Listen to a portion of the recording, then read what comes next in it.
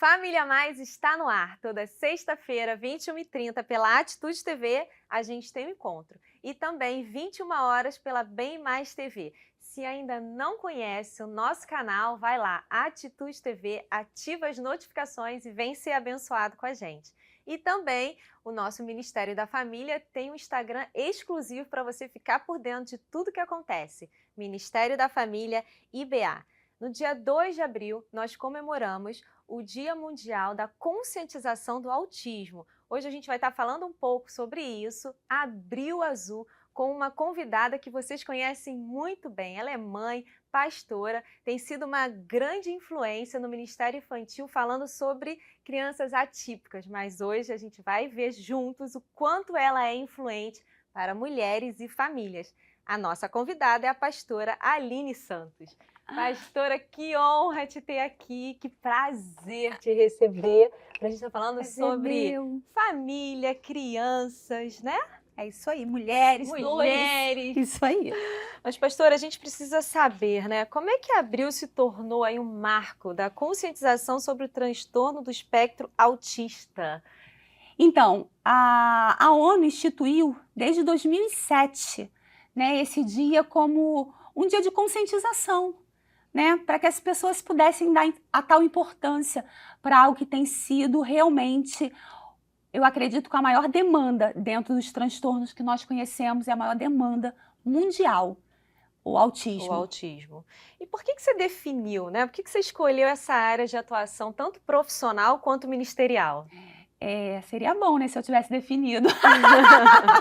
A gente não define nada, né? Na verdade, eu nunca sonhei. Eu brinco que algumas coisas estão no nosso caderninho, né? Todo mundo tem seu caderninho de oração, seu caderninho de pedidos, mas isso não estava no meu caderninho de oração, nunca esteve no meu caderninho de pedido, nunca estudei sobre o assunto, não tinha formação na área. E um dia o Senhor me mostrou uma necessidade do reino. Em cima dessa necessidade, eu dei meu sim, sem saber nada, sem nenhuma experiência, e busquei conhecer um pouco mais desse mundo. E aí Deus foi me mostrando uma realidade, eu fui me apaixonando por ela. E se você me perguntar como eu cheguei até aqui, eu nem sei. É só Deus. E tem se tornado cada vez mais uma influente aí, né, nesse assunto, falando para tantas famílias, tantas pessoas. Tem poucas pessoas falando, né? Na verdade, pouquíssimas pessoas, a gente conta no dedo pessoas referentes que estão falando sobre esse assunto dentro das igrejas, né? Colégios, clínicas, não é um assunto que você abre e você tem várias pessoas falando, não tem. É um assunto ainda que traz medo, é um assunto ainda que muitas pessoas evitam falar, porque não sabem o que dizer para uma família, então preferem omitir até ajuda por não ter conhecimento da causa. Então, eu acredito que o Senhor me deu uma unção de desbravar.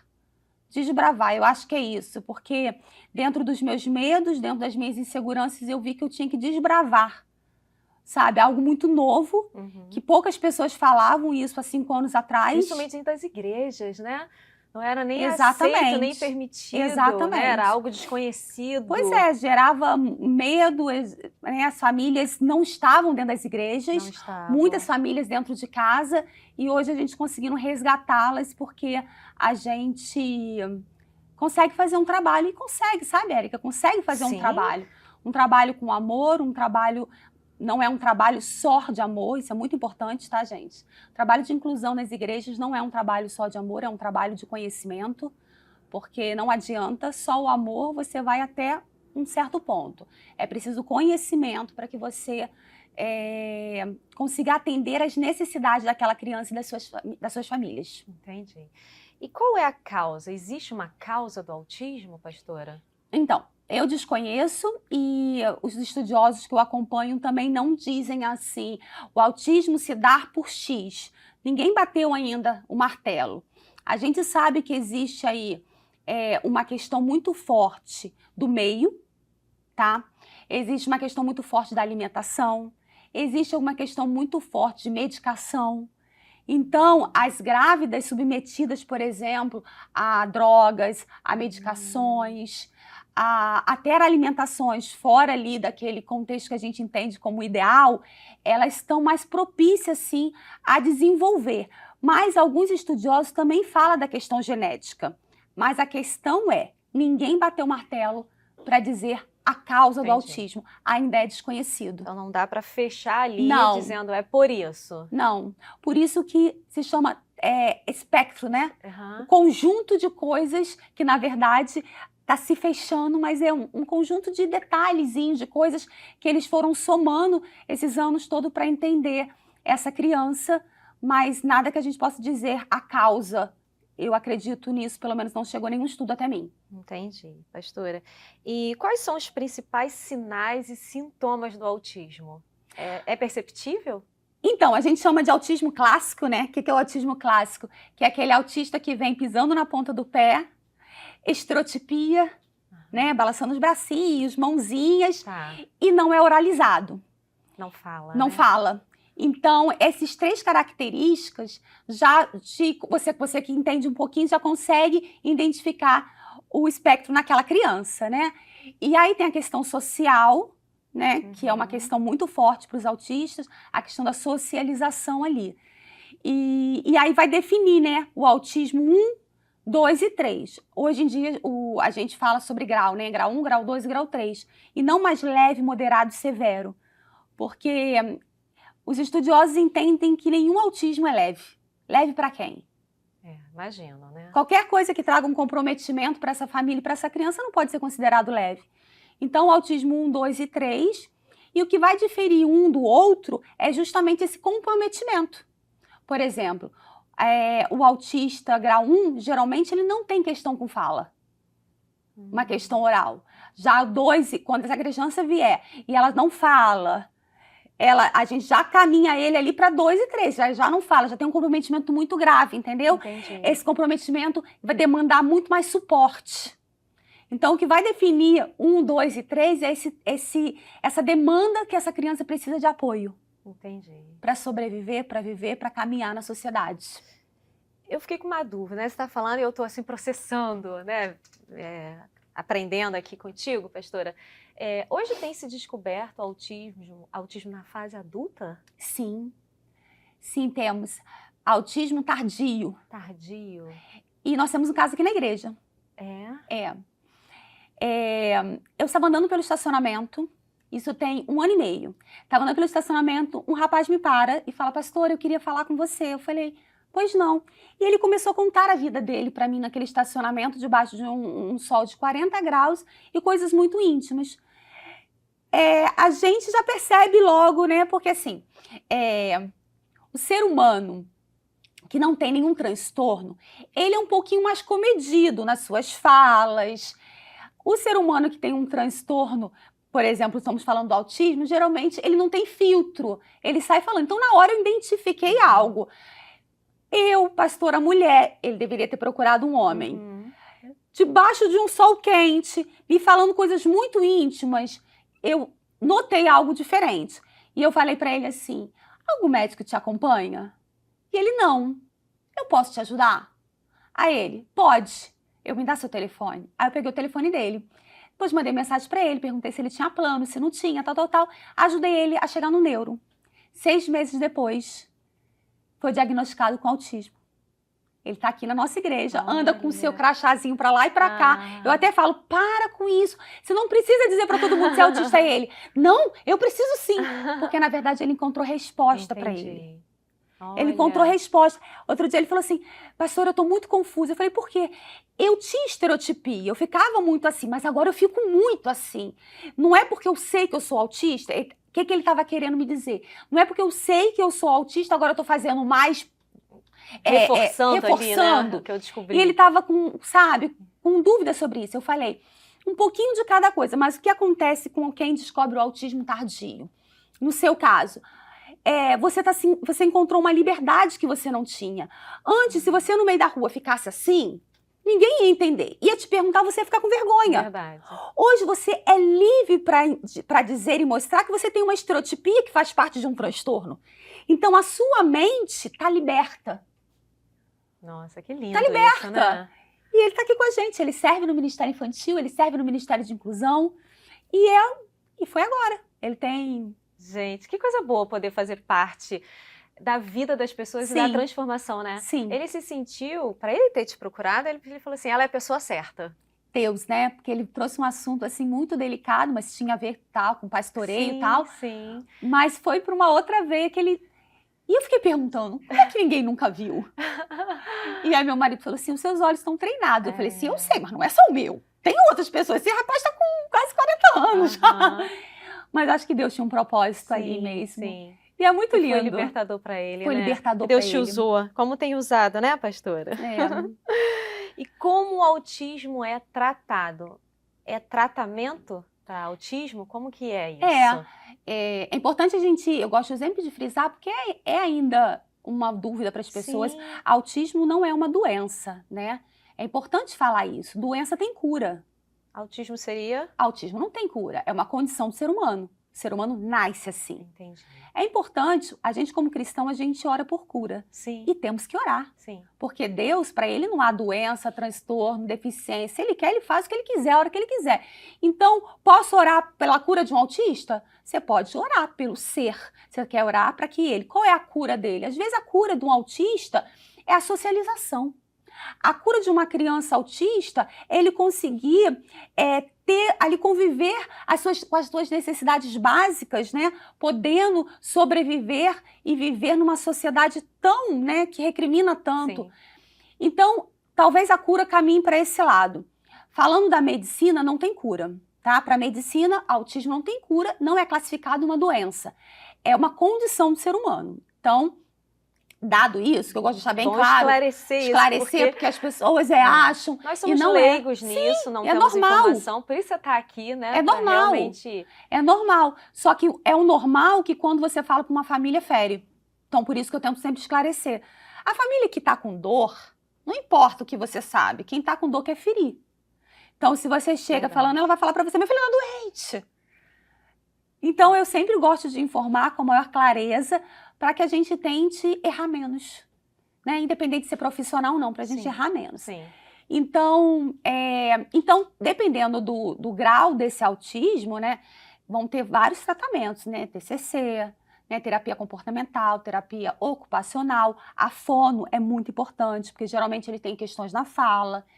Então, o neuro não é psicólogo, não é psicopedagogo, é o neuro ou psiquiatra, são os médicos mais adequados para caminhar com essa criança, ramificando ali quais serão os tratamentos para ele. Entendi.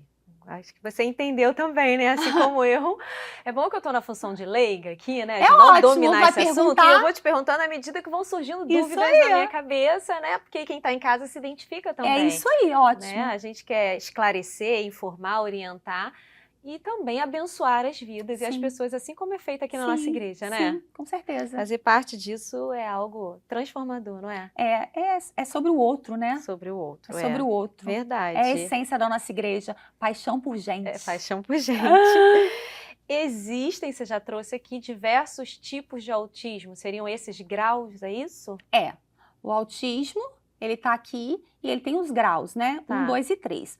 O que vai diferir um autismo do outro, além do grau, são as comorbidades. Geralmente o autismo não está sozinho. Aí tem o autismo, que por isso que a gente coloca vários autistas dentro de uma sala. Boto 5 autistas, todos têm 10 anos dentro de uma sala e eles são muito diferentes. Mas todos têm 10 anos e a mãe disse que todos têm grau 2. Como assim? Mas um tem dislexia de comorbidade, o outro tem PAC, o outro tem TDAH, o outro tem TOD, transtorno opositor desafiador, o TDAH é o transtorno de déficit de atenção e hiperatividade. Então, cada um vai ter uma comorbidade. Ansiedade, o TAG. Entendi. Então, que acaba ali tornando aquelas crianças diferentes, mesmo cada uma tendo o autismo, são as comorbidades que vão meio que vem junto com o autismo. Que vem junto com o autismo.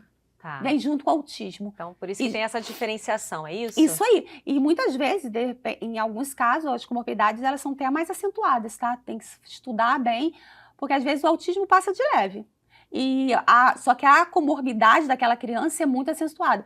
E o neuro, ele consegue identificar isso para saber exatamente aonde ela precisa ser tratada. Eu, por exemplo, eu descobri com 38 anos que eu tinha TDAH, na consulta com meu filho. E aí eu tentei ser medicada para TDAH. Relutei. Ah, cheguei até aqui. E aí o neuro falou, chegou até aqui como? Aí eu falei, como? Processo ali. 5 faculdades pela metade, agora fechando, né? Hoje eu fechando a segunda. Mas lá na época, 5 faculdades pela metade. Li 58 mil livros pela metade. Não concluí, não fechava Não ali. fechava. E aí ele foi vendo comigo quantos desafios eu tive e como era aquilo que foi difícil. Ele falou, você não quer ter mais qualidade de vida? Eu falei, quero. Ele, então, faz tratamento. E aí eu iniciei um tratamento para TDAH. Tem uma medicação que é muito específica e eu tomei e eu surtei. Não me dei bem com nenhuma dosagem. Nenhuma. Eu até manipulei para uma dosagem assim que nem existe no mercado para tentar e não funcionou. Eu surtei, chorava. E aí eu voltei nele e falei assim, não deu certo. Aí ele voltou para uma pesquisa comigo e ele descobriu que eu tinha TAG, transtorno de ansiedade generalizada. E ele falou assim, vamos tratar o teu TAG, a tua ansiedade. E aí eu fui medicada para ansiedade. Resumo, a minha ansiedade, o meu transtorno de ansiedade era muito mais acentuado do que o próprio TDAH. A comorbidade, muito mais acentuada do que o transtorno. Eu tratei e trato até hoje a ansiedade e eu consigo equilibrar o meu TDAH. Olha a importância de um diagnóstico, né? Olha, eu leio hoje, eu tenho as minhas rotas, né, para ler, eu leio 4 livros de uma vez só, por quê? Eu ia perguntar, você lê vários livros ao mesmo tempo? 4 livros ao mesmo tempo, né, então cada ambiente que eu estou, eu tenho livro e eu vou lendo conforme eu estou nesses ambientes, e eu demoro mais para terminar, mas isso não me enjoa, não me deixa entediada, porque senão eu deixo o livro pela metade. E essa forma foi a forma como eu encontrei de conseguir ler bastante. Que interessante, hein, pastora? Estou aprendendo muito aqui, Somos uma gente. Caixinha de surpresa, né, Érica? O ser humano não é? E isso é lindo. Eu falo que eu amo a diversidade e a complexidade de cada pessoa. Tem gente que fala assim, nossa, que estranho você gostar disso, né? Mas não é o que nos faz diferente? Nos torna o ser humano único ali, né? Cada um ali com a sua caixinha.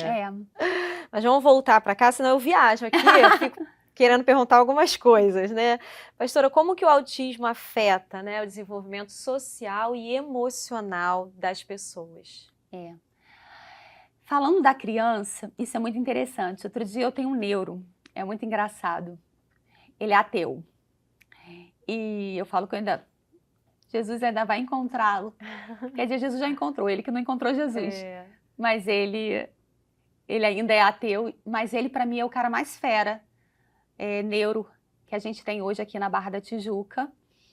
E ele é um mentor para mim já há muitos anos, porque eu conheci ele há 12 anos, mesmo antes de tudo isso acontecer. Então eu ligo para ele e falo assim, doutor, deu ruim aqui, como é que essa criança... E ele vai lá e ele me explica. E eu perguntei para ele sobre essa questão emocional da criança autista primeiro. Como é essa questão para ele? E ele falou, Aline, dependendo do grau, para ele não é nada, ele não está percebendo o que você está percebendo. Ele não está sofrendo. Ele não sente que ele é diferente? O 2 e 3, não. Não tem essa percepção. Não, o 1, porque por ser uma questão, né, mais leve que não é leve, mas é uma questão mais, né, é uma questão inicial, mais pontual. Talvez, ali, mais pontual em algumas áreas, ele sente mais. Por quê? Porque como ele tem o cognitivo geralmente preservado, ele se sente que ele está aqui, mas ela é diferente de mim, ele é diferente. O grau 2 e grau 3, dependendo do comprometimento, tá, queridos? Eu não sou médica. Então, estamos aqui dialogando, tá? Eu sou uma estudiosa da área. Então, com base do que esse neuro conversa muito comigo, ele falou, dependendo do comprometimento dessa criança, ela não está percebendo que ela é diferente. Ela é aquilo, por isso que é uma condição, eu nasci assim. Então, se você não mostrar para ela que ela é diferente, e eu já te entro na sua segunda pergunta, ela não percebe. Então, a criança, dependendo do caso, ela não vai ser afetada no emocional. Porque ela está ali dentro do ambiente dela, dentro daquilo que ela é. Ponto. Preserva ali a criança emocionalmente, né? Mas já os pais, as famílias, aqueles que convivem não estão preservados. Para mim, eles que mais sofrem, e como você me apresentou no início, eu pastoreio criança dia de domingo. Eu brinco. Porque de segunda a sábado é gabinetes, é palestras com famílias, mulheres, mães, porque elas sim, eles sim, estão emocionalmente afetados. Alguns doentes. Sim. Muitos casos de divórcio. Muitos. Porque não sabem lidar com a situação e preferem se separar. Isso. O pai, eu costumo dizer o seguinte, desde o dia que você olha para o seu filho e entende que tem algo ali diferente das outras crianças, até o dia que você chega no médico, você tem coragem de procurar um médico e o médico traz um diagnóstico, existe ali uma caminhada. E essa caminhada ela é sofrida, muito sofrida. Quando você chega até um médico e o médico diz para você um pré-diagnóstico, primeira, segunda consulta, você sai dali revoltado, com a possibilidade. Na terceira, quinta, quarta, dependendo daquele médico a consulta, você sai com um diagnóstico. Você aceita, mas você tem ali uma questão de, sabe assim, eu compreendo, mas eu não quero. Mas eu não quero. Tá. Negação. Uma negação muito forte. Terceiro ponto. Quando chega aqui na curva 5, no meu curso eu falo muito sobre isso mais detalhadamente, queridos. Quando você chega na curva 5, que é a hora que a mãe, na minha opinião, ela vira a leoa, mãe leoa que eu chamo. Que ela tipo assim, cara, sou eu pro meu filho, se não for eu, ele não tem ninguém. Ela abraça esse filho e aí começa uma nova história. Ele é meu e eu cuido, ninguém vai tocar, ninguém vai fazer mal. Ela esquece do marido. Ela esquece tudo que está em volta. É ela e o filho. Ela torna aquilo a causa principal da vida dela. Esquece que ela também é esposa. Esquece que ela é esposa, esquece que ela é mulher, esquece que ela tem tudo. Ela é esse filho. Nossa. Essa roda gira devagar, mais devagar para o marido. Imagino. Ele está vivendo agora um estado de negação, revolta por tudo que está vendo do filho e ainda o desprezo na cabeça dele da esposa. Perdi a minha mulher. Perdi a minha mulher para algo que eu nem quero reconhecer. Nossa. O que é que ele faz? Sai de casa às 7 da manhã para trabalhar e volta às 10. Eu não vejo meu filho nem quando acorda e nem quando dorme. Ele sai do confronto. Poucos meses... já estão não faz mais sentido ali. Essa família. Sim, sim. E aí meus gabinetes geralmente são para tentar ajudar essas famílias a entender que a gente consegue fazer com que isso não aconteça antes. Previamente, é a prevenção. É a prevenção, então. É a prevenção, né? Mas isso está muito comum, tá, Érica? Muito comum, muito comum. O marido, ele demora muito dar esse estalo. Poucos maridos eu tenho pegando ali naquele... junto com a esposa, vamos junto, poucos. A maioria, a mulher tá sozinha. O que você diria? Eu quero que você dê um alerta agora para quem está em casa assistindo a gente, que já se identifique aí. O que você diria para essas famílias? Primeiro, eu sei que é desafiador, mas eu sempre falo, nossos filhos já têm uma causa. Não seja mais uma para eles. A separação de uma família, a discussão de uns pais na frente da criança, a disputa por quem está certo ou errado, tudo isso vai dificultar a causa que essa criança já tem. Então, queridos, você que está no processo, ou você que está ali naquele início, principalmente quem está no início, se tem uma coisa que você pode fazer para ajudar o seu filho, é vocês se unirem as forças. Quando um chorar, o outro pega o lenço. Quando um quiser gritar, você fecha as portas e deixa ele gritar. Depois você vai lá e acalma. Sejam parceiros um do outro. Se tem uma coisa que pode ajudar essas crianças, é uma família funcional. O que a gente vê hoje são famílias disfuncionais, tentando resolver questões que muitas vezes não estão nas nossas mãos. Deuteronômio 38:1 fala o seguinte: sou eu que vou adiante de ti. Enquanto nós estamos aqui preocupados com essas questões aqui que estão nas nossas mãos, o Senhor já foi à frente. E no mesmo versículo ele fala, eu não vou deixar você cair, eu não vou deixar você tropeçar, porque eu já fui adiante. Então, ele já sabe o que vai acontecer, queridos. Ele gerou os nossos filhos com um propósito, ele gerou. Então, não sou eu, não é você. O que a gente pode fazer para ajudar os nossos filhos é ter uma família condicionada a viver o propósito de Deus. ainda que seja difícil, desafiador, como é. Mas a gente confiando num Deus que nos criou e vai nos levar até o final, junto com Ele. Amém. Que missão Deus te confiou, hein, Ô, pastora? Deus. Que Ô, bom Deus. que temos ela aqui, gente. Ó, se precisar de ajuda, Igreja Batista Atitude, pastora Aline está aqui para dar esse suporte. Que lindo. Nossa. É muita coisa, né? É. Nós estamos aí. Estamos. Que bom. Louvado seja Deus pela sua vida. Amém. Glória a Deus. Ele vai nos dando força, né? Sim. E nem sempre. Me lembrei aqui agora você falando. André Fernandes, aquele que pregou na nossa conferência. Sim. Ele foi impactante, né? Foi. Louva a Deus pela vida daquele rapaz, mas teve uma fala dele que me desconstruiu. Quando ele falou assim, enquanto eu pregava os continentes, eu estava sendo despejado com a minha família. Aquilo foi tão forte porque você falou que linda a sua missão e as pessoas acham que a nossa missão está dentro de um contexto onde tudo tá lindo e belo.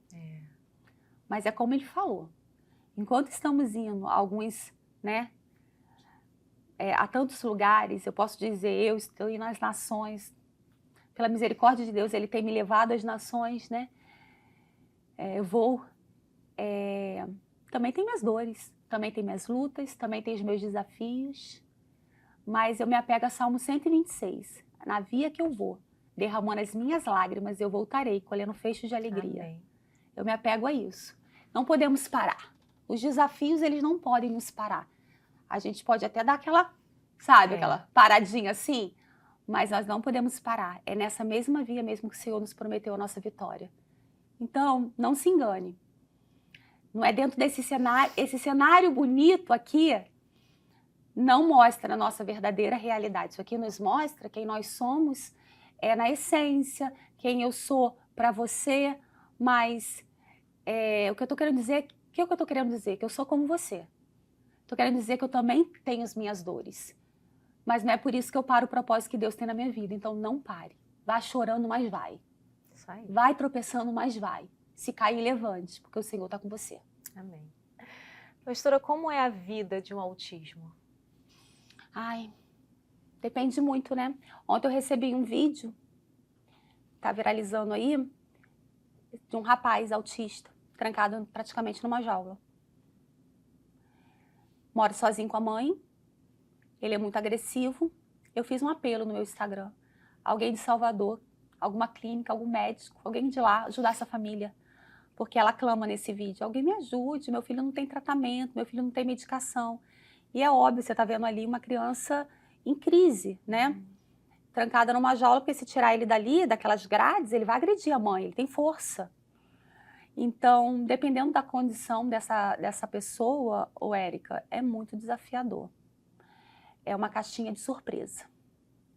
Nós precisamos realmente dar para essa criança aquilo que o melhor que nós temos, tratamento, Deus, família. Esse combo é muito essencial para que as coisas possam fluir. Mas, gente, também vou te dizer que existem muitas vitórias, tá? Eu tenho autistas grau 2 que hoje são grau 1. Porque um detalhe, conseguimos hoje, consegue reduzir o grau. Muito investimento de tratamento, sim, muito, né? Mas consegue reduzir. Consegue. Eu tenho aqui dentro da igreja crianças que eram graus acima e hoje crianças que o médico falou nunca vai falar, nunca vai andar e estão andando de bicicleta. Gente, coisa linda. Andando de bicicleta. O que Deus faz é lindo, Deus né? é lindo. Então, o seu filho, a história do seu filho não está determinada por um laudo. Não está. Não creia e não receba isso. A história do seu filho está determinada pelo propósito que Deus tem na vida dele e da sua família. Amém. Amém. Fica aí. Quem vai chamar hoje o nosso break aqui do Orama Home é a pastora Aline. Não saia daí, a gente volta e ainda tem muito mais para vocês. Até já!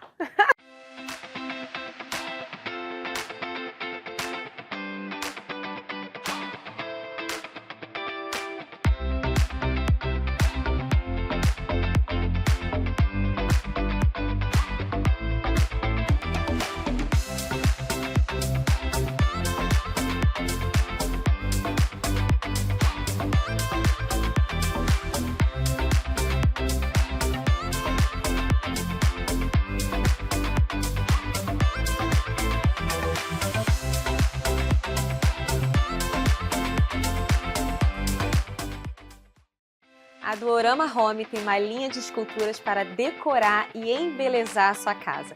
Temos aqui objetos lindos que você pode decorar diversos ambientes, como estantes, aparadores e mesas de centro. Tudo para transformar a sua casa, levando aconchego e beleza para o seu lar. E você já sabe, para comprar qualquer produto da Duorama Home, é só ir lá no site ou no Instagram.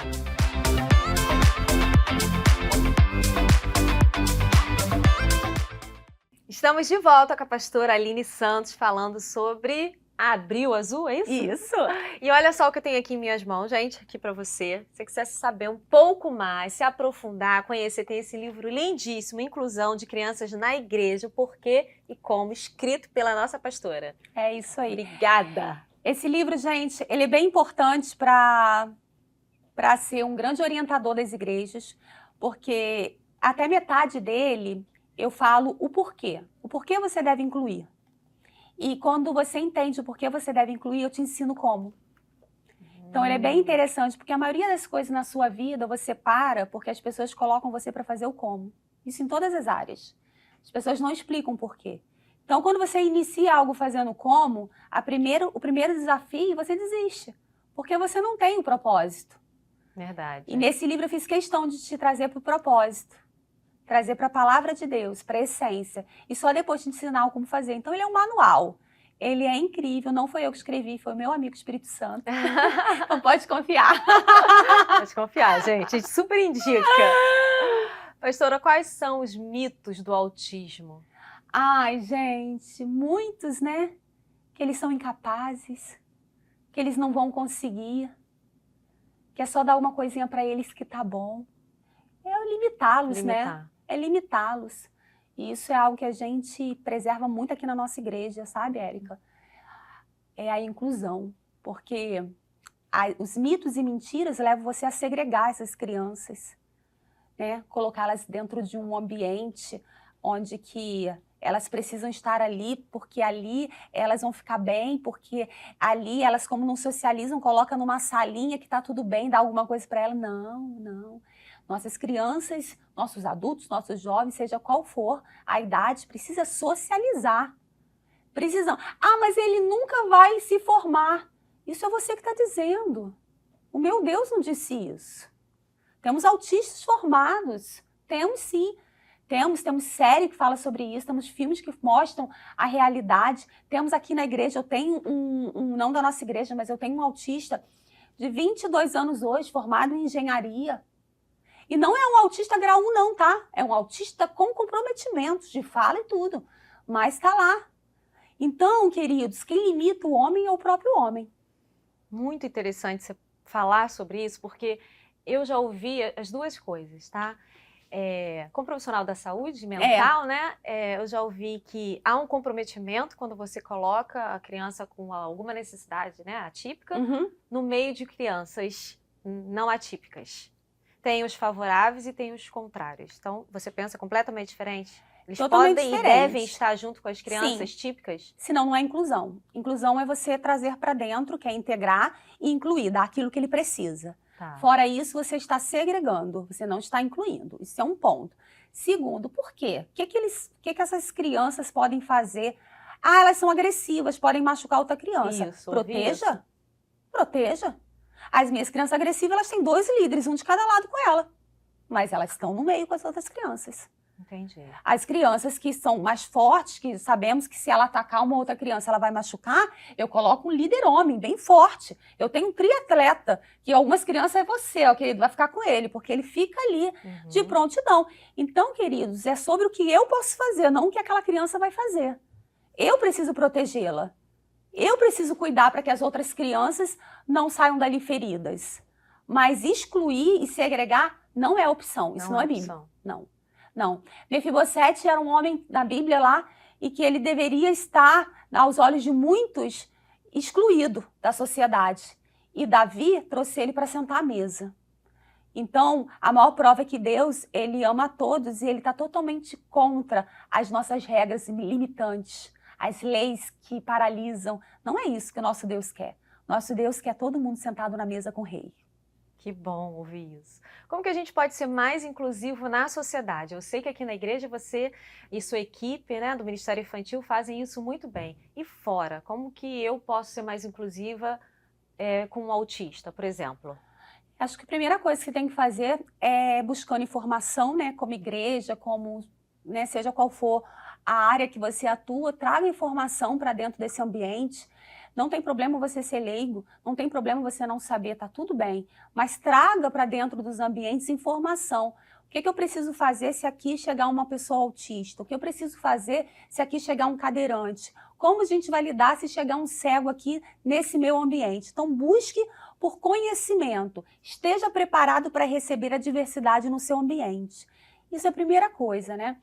E junto com isso, não sei, esse programa ele tem um alcance aí mundial, mas eu acredito que o maior público a assistir seria cristão, provavelmente. Também, né? Mas é porque eu quero reforçar que se você é cristão e você está me ouvindo, você não tem a opção de não incluir, tá? Porque senão você não é cristão, desculpa, não bate. Nossa responsabilidade como cristãos é incluir, é amar. Nossa responsabilidade primeira como cristão é ser semelhante a Cristo. Sim. Como que eu sou semelhante a Cristo se eu não ajo como Ele? Então, não bate. Então, tudo isso que eu estou falando aqui tem que ser a realidade. Por isso que eu falo, nós não somos uma igreja inclusiva. Nós somos a igreja de Cristo. E Cristo inclui. Então, seja Cristo aonde você estiver. Igreja, hospital, clínica, qualquer lugar, escola, aonde o Senhor te colocou, onde o Senhor te colocou, seja Jesus aí. Então, dê as mãos para aquele que não sabe andar. Esse é o primeiro ponto. A chave da inclusão é empatia. É se colocar mesmo no lugar, é empatia, né? Porque saber tudo a gente não vai saber. Não. Né? A nossa gestora aqui, a Raquel, falou, eu às vezes queria saber fazer e não sei como lidar. Muitas vezes não vamos saber. Ame. E tudo bem, né? E tá tudo bem. Tudo bem, não precisamos saber, né? Não precisamos, mas amar você sabe, porque você é como Cristo. Eu falo para minha equipe, não sabe o que fazer, ame. Deita no chão, rola. Ame essa criança. Contra o amor.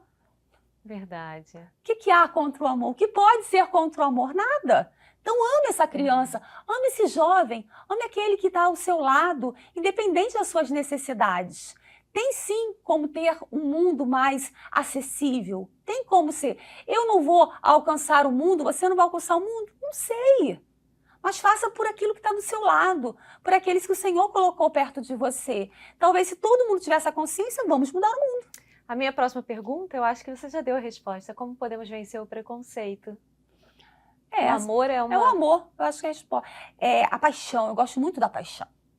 Porque o amor o amor, ele é mais sublime, né? O amor, ele é mais calmo.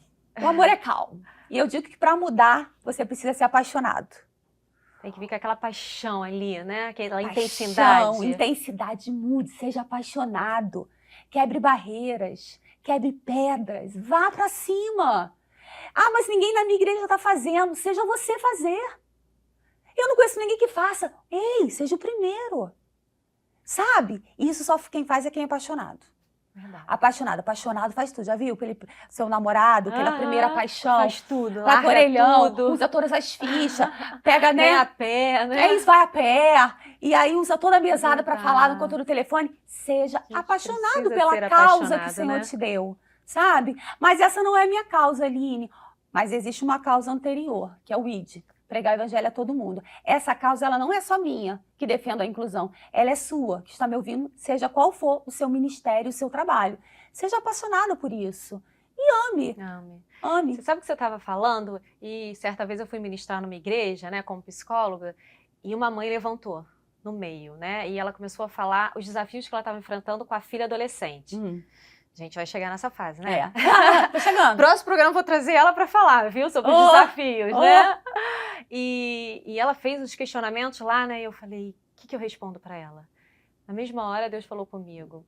Responda para ela, ame a sua filha. Com todos os desafios, com todas as transformações hormonais e emocionais que uma criança passa quando vai, né, mudando de fase, principalmente na adolescência. O que eu sou? Não sou criança, não sou adulto. Se não consegue ser compreendido e amado pela mãe, como é que o mundo vai, né? Exatamente. E aí eu lembrei disso. É isso aí, o amor. O amor, né? É o amor. O que que venceu o mundo? O amor. O amor. E o amor de amor. Jesus nos constrange, né? Gente. Ele pegou lá aquela prostituta que todo mundo queria apedrejar. E antes mesmo de ela se arrepender, porque a palavra de Deus não fala que ela esboçou a falar nada, ele levantou e colocou ela de volta na sociedade. Inclusão. Verdade. Inclusão. Poderia ficar aqui com a pastora Aline, né? Falando, o quanto a gente aprendeu, né? O quanto realmente a gente vê algo que Deus chamou para fazer. Fazer parte disso é algo transformador. Tenho certeza que você teria diversos testemunhos para contar aqui, sim, né? Família, mães. É tão pouco, né? Não, mas a gente mas volta, a Me gente segue traz, lá. pastora. Vai aparecer aqui o arroba dela, o Instagram. Mas, pastora, para a gente finalizar, né? Como igrejas, agora falando como pastora, né? Como igrejas e líderes devem acolher famílias e crianças com autismo? Queria que você deixasse essa mensagem final aí, tá? Queridos, a gente tem um grande desafio, né? Apesar de, há uns 5 anos atrás, eu achava que eu estava falando sozinha, literalmente. Me deu um certo desespero de falar, meu Deus, ninguém me ouve, eu tô falando e ninguém tá entendendo. Não tenho mais essa sensação, tô muito feliz, graças a Deus. Mas, sábado agora, eu tive uma experiência em ministrar numa conferência na Sociedade Hípica em Brasília, para milhares de líderes e pastores. E eu entrei, né, para ministrar sobre inclusão. Tinham grandes referências lá de outras áreas. E foi muito impactante para mim, por quê? Porque quando eu terminei de falar, vem aquelas pessoas, né, para te conhecer, para tirar foto. E a fala que eu mais ouvi foi, eu não sabia que tinha inclusão na igreja. Pastora, eu nunca soube desse trabalho. Onde você estava?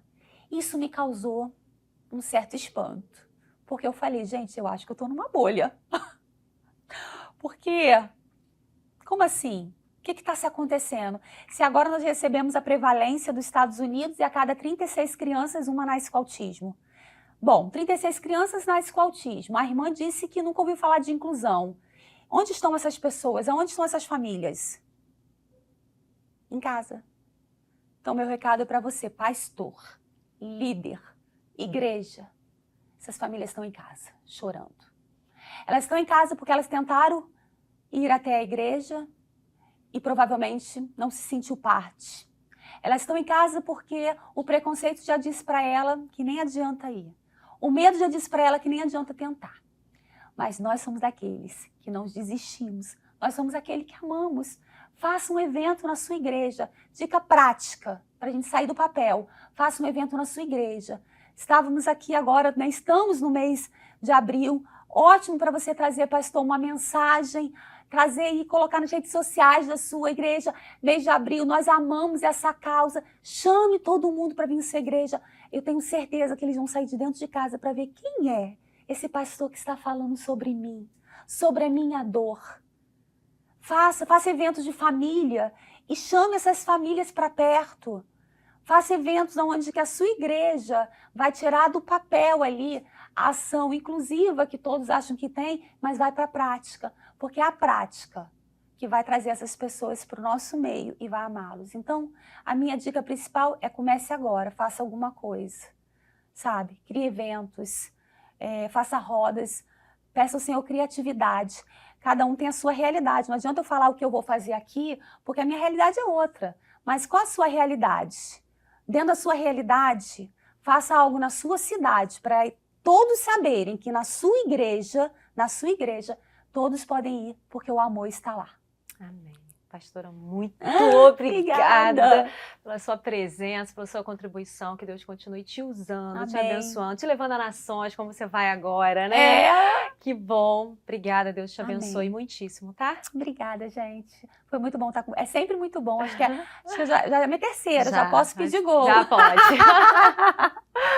Gente, já quero te agradecer pela sua audiência, pela sua presença aqui com a gente toda sexta-feira no Família Mais, 21h30 pela Atitude TV. Deus abençoe sua vida e sua família e até a próxima semana. Tchau!